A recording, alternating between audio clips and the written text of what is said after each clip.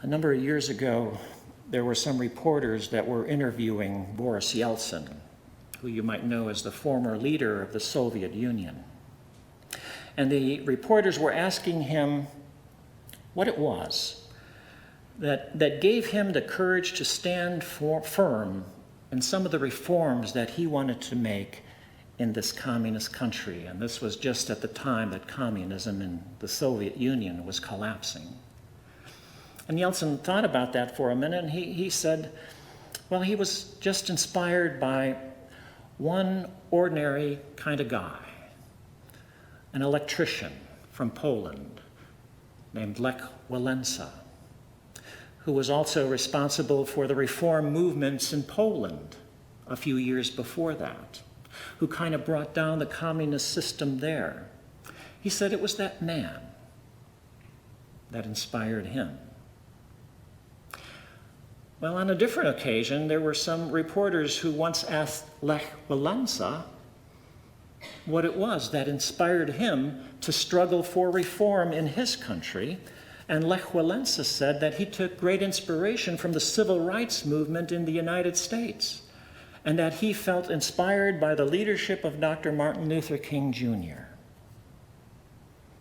Well, a number of years before that, in an interview with Dr. King, someone asked him what inspired his work. And he said it was quite simply the courage of one woman, a seamstress, who one day wouldn't give up her seat on a bus, Rosa Parks. Now, might it be too much of a stretch to say that the seed that was planted on that bus by one woman grew into a mighty shrub decades later that stretched all around the world? Perhaps when the big picture seems so hopeless to us, we need to think of Ezekiel's little sprig. We need to think of St. Paul's one person in Christ. We need to think of Jesus' mustard seed.